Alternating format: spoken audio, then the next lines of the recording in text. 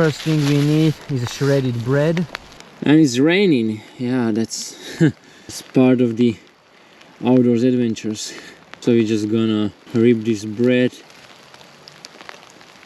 Okay, now we're gonna need an egg, a bit of raisins. Don't be scared, no rules, whatever you like.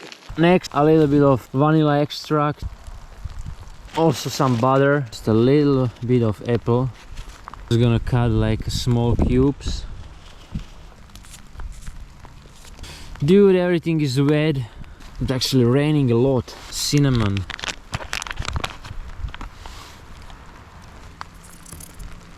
And the last thing we need to put there is milk. But it can't be too much. The consistency cannot be liquid. Okay, now we just need to mix it all together. Okay, I think that's perfect.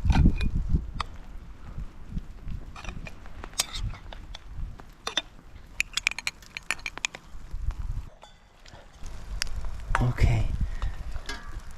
Now just let it be there like 15-20 minutes. Let's put it out of the water. Okay. Okay.